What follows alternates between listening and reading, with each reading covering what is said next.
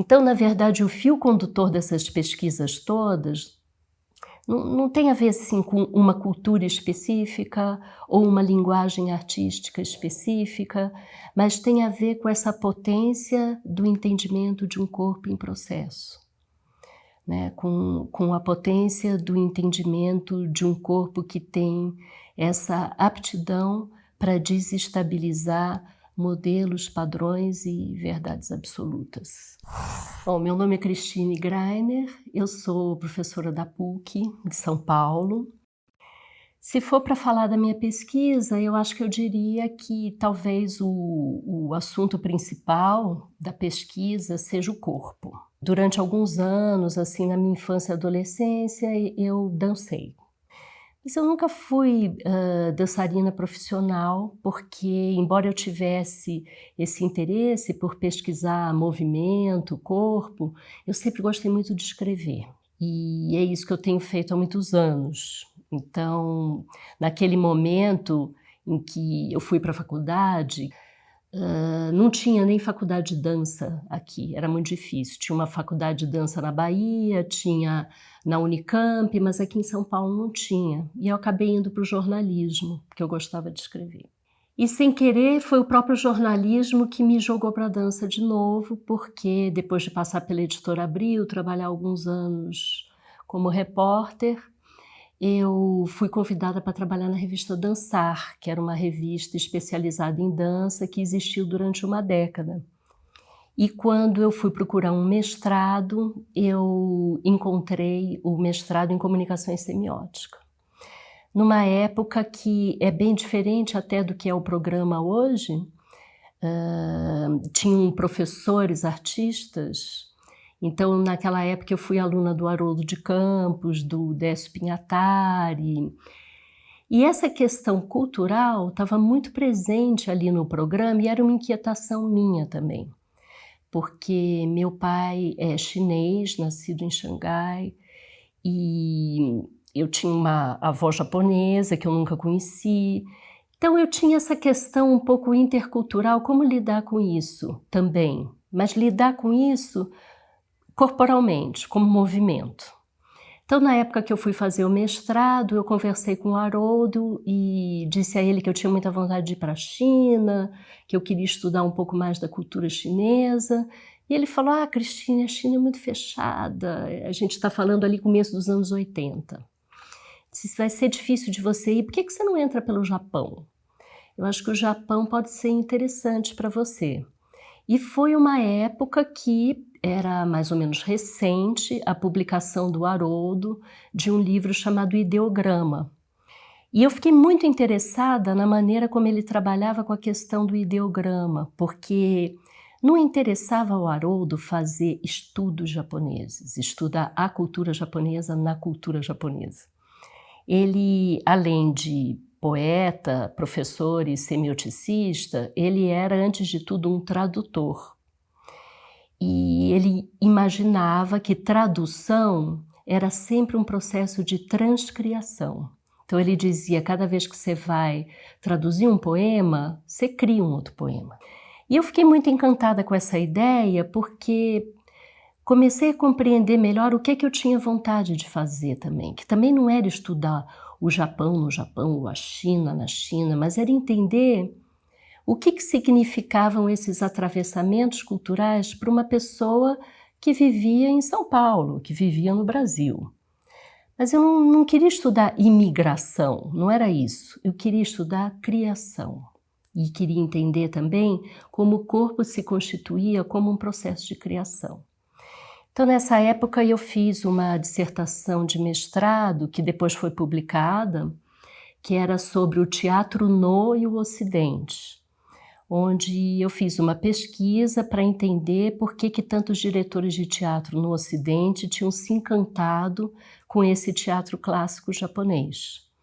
E foi o próprio Haroldo que me deu a dica de um dançarino japonês, que não tinha praticamente nenhuma bibliografia sobre ele. Era um cara chamado Michio Ito, que foi um dos primeiros a sair do Japão, fez um curso lá numa escola muito famosa de criação de dançarinos modernos alemães, que era o Estúdio Dalcroze, e por uma série de circunstâncias, inclusive a falta de dinheiro, ele acabou se encontrando com um dramaturgo irlandês chamado William Butler Yeats, que tinha os manuscritos de um poeta famoso chamado Ezra Pound em mãos. Né? O Pound e o Yeats, na verdade, estavam muito interessados na obra do Fenollosa, que era um dos primeiros orientalistas que tinha ido ao Japão e se encantado com a arte tradicional japonesa. E esse tal teatro No que eles inventam tinha muito pouco a ver com o No japonês. Foi, assim, toda uma invenção que usava alguns traços do No, como, por exemplo, o minimalismo do palco, trabalhava com, como o próprio Yeats dizia, uma certa temporalidade, que era uma temporalidade de sonho, um tempo assim mais distendido. E assim, a estrutura dramatúrgica lembrava um pouco No. Mas, por exemplo, quando você olhava a coreografia, não tinha absolutamente nada a ver. Era toda uma invenção assim, do Ito, que sequer tinha tido qualquer formação de No na época que vivia no Japão, né? E quando eu terminei o mestrado, eu dei uma pausa nesses estudos acadêmicos e voltei alguns anos depois para fazer um doutorado, aí muito interessada numa outra experiência, que era o Butô japonês. Na época dos anos 80, assim, 86, foi a primeira vez que um grande artista do Butô, chamado Kazuo Ono, se apresentou aqui em São Paulo, e quando eu assisti os trabalhos eu fiquei muito impressionada, porque eu nunca tinha visto nada nem parecido com isso. E aí eu fiz esse trabalho sobre o Butô, que é um traço da minha pesquisa que seguiu muitos anos comigo até hoje. Recentemente eu traduzi os livros de um amigo meu, que é um filósofo japonês chamado Kunichi Uno, e o Kunichi, ele também tinha essa característica um pouco nômade, assim, então de ser japonês, mas ter ido para a França. E aí quando ele volta para o Japão, assim, muito encantado com esse corpo subversivo francês, aí ele se depara com o corpo subversivo japonês. Então, a minha pesquisa, de certa forma, ela não se restringe ao Japão de jeito nenhum, ela tem mais a ver com o corpo, tem a ver com esse corpo artista, então o corpo da dança, do teatro, da performance, mas tem a ver também com essas discussões, que são discussões culturais, mas que tem muito a ver com um viés político, que é entender como é que um corpo se reinventa sempre, né? Ele nunca é estagnado. E a questão das políticas do corpo, isso é bastante complexo, né? Tem um certo aspecto que está relacionado até a isso que eu acabei de falar agora, que nesse jogo de imagens, isso é o Homi Bhabha que fala até, a relação de mimetizar o corpo do outro, que é o que acontece muito, por exemplo, nos processos coloniais, não é tão grave. Ele até dá um exemplo, ele diz assim, um indiano que se veste como um anglicano, talvez ele nunca se pareça mais indiano do que quando ele se veste de anglicano. O problema é quando você começa a mimetizar a imagem que o outro faz de você. Aí é grave, porque aí é o nível mais profundo do colonialismo, né? Quando o colonizado começa a acreditar na imagem que o outro faz dele. Então, por exemplo, no caso do Agamben mesmo, ele escreveu vários livros pensando na figura do Homo sacer, que é essa figura matável e insacrificável, um corpo que está no limiar da vida e da morte, que é uma vida que não vale nada. O Mbembe também fala nisso, Só que, ao invés de tomar como ponto de partida o paradigma do campo de concentração na Segunda Guerra Mundial, ele fala da plantation e da escravidão. E o corpo escravo também é esse corpo que não vale nada. Então, a necessidade de compreender isso melhor me fez juntar bibliografias diferentes. Então, tinham as bibliografias artísticas e tinham também bibliografias que me contavam sobre como é que um corpo ele fala por ele mesmo. Então, sem pensar numa dicotomia entre corpo e mente, e também sem pensar num corpo que é influenciado pelo ambiente onde ele está, ou que ele constrói tudo sozinho. Então, me interessavam essas zonas de contaminação. Isso me fez desenvolver nos últimos anos uma pesquisa com uma amiga que se chama Helena Katz, que também tinha uma trajetória pela dança. Ela foi durante muitos anos crítica de dança, sempre de jornais importantes. E eu e Helena começamos a pensar que ali no programa de comunicação tinha uma questão muito importante que, de certa forma, ela era um pouco uma lacuna. Porque quando se falava em corpo, se falava muito do corpo na mídia. Então, assim, o corpo no jornalismo, o corpo na publicidade, o corpo nas novelas, mas não tinha uma pesquisa sobre a comunicação corporal e não o corpo representado em outros suportes. E aí a gente começou a pensar nisso, estudando semiótica, principalmente a semiótica peirciana. Começamos a estudar também ciências cognitivas para entender como funcionava o processo de comunicação do corpo, processos de percepção, de memória. Então tem todo um viés da pesquisa que procura entender assim, como é que o corpo conhece, como é que o corpo se comunica, como é que ele percebe.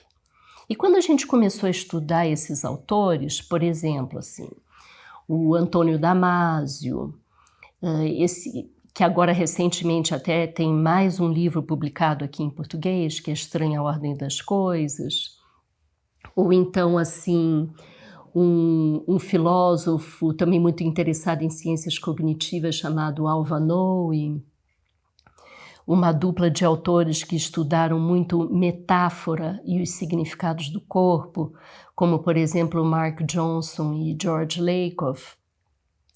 Esses caras todos, o que eles ensinavam para a gente? Primeiro, que o corpo não é um recipiente.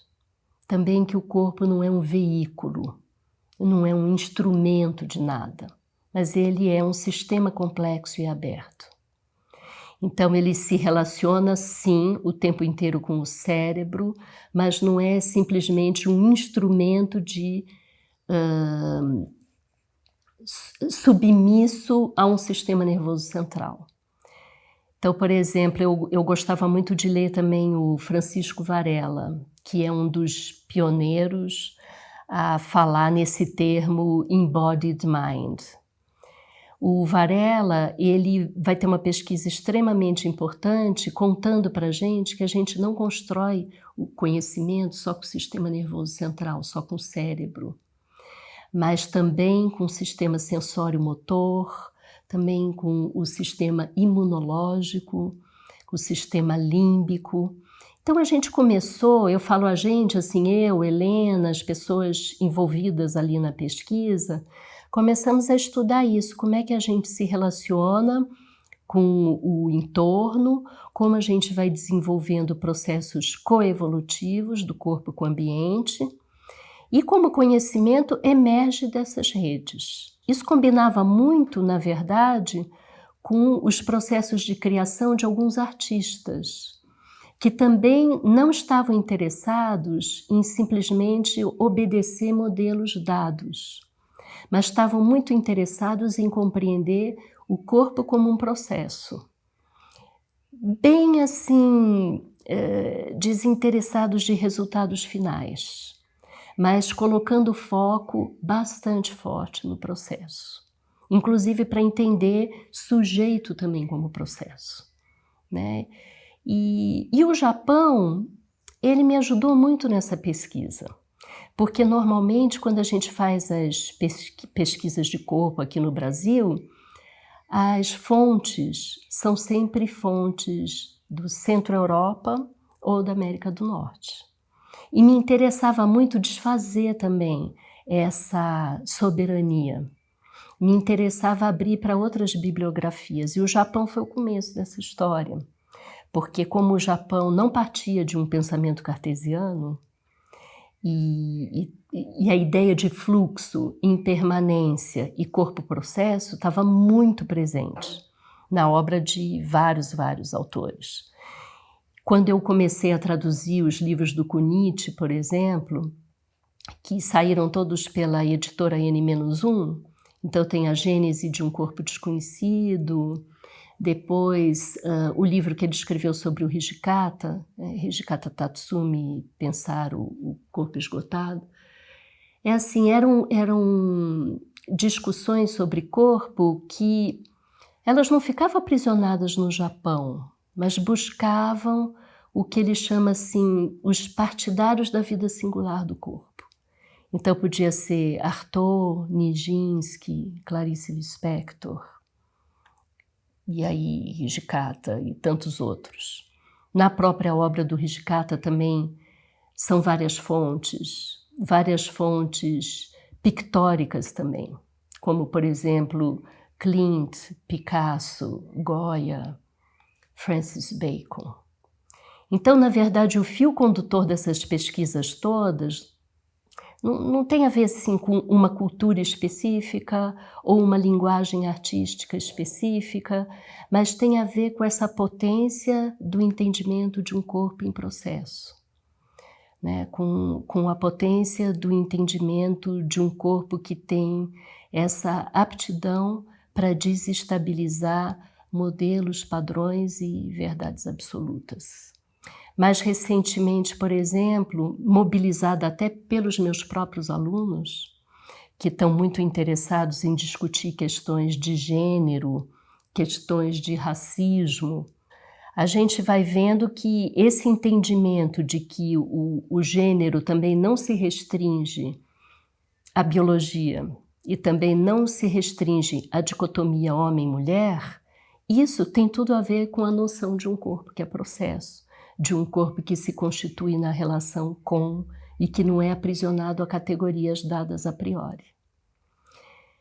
Em termos para essa discussão do racismo, eu comecei a ler muito a obra do Achille Mbembe, e que é um autor que me interessa demais, assim. Eu gosto muito de ler o Mbembe e a Djamila Ribeiro, que discute lugar de fala, porque eu acho que eles têm uma visão para pensar a questão do racismo, a questão da negritude, não de uma forma que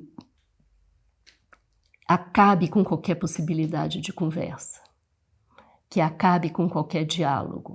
Porque esse é um risco que está muito presente nesse último livro do Mbembe, o Políticas da Inimizade, que é assim, a inimizade se tornando um dispositivo de poder, que é uma coisa que a gente vê acontecendo aqui no Brasil com muita força. Então, assim, a questão do lugar de fala, algumas vezes se confunde com a impossibilidade da conversa, com a impossibilidade de tratar de determinados assuntos. E tanto na obra da Djamila como na obra do Mbembe, esse não é o ponto de partida, é o contrário. Quer dizer, claro, o lugar de fala é fundamental porque você não vai representar o outro ou falar no lugar do outro, mas é um momento fundamental para conversar com o outro, né? Então, essas questões também têm mobilizado muito a minha pesquisa e de certa forma, tem uma coerência também com tudo que eu fiz, porque os próprios movimentos do orientalismo já traziam essa questão, né? Então, assim, o orientalismo, as discussões de colonialismo, tem muito a ver com a impossibilidade de lidar com a alteridade, mas de criar neutralizações no outro, seja no sentido de exotizá-lo ou no sentido de erotizá-lo. Tem várias estratégias para neutralizar o outro. E isso é o que menos me interessa, nem na pesquisa e nem na vida, porque acho que uma das questões mais urgentes que a gente tem hoje, que a gente precisa lidar, é com a questão da alteridade. Mas não a alteridade no sentido de criar compartimentos entre eu e o outro, mas fazer da alteridade um estado de criação.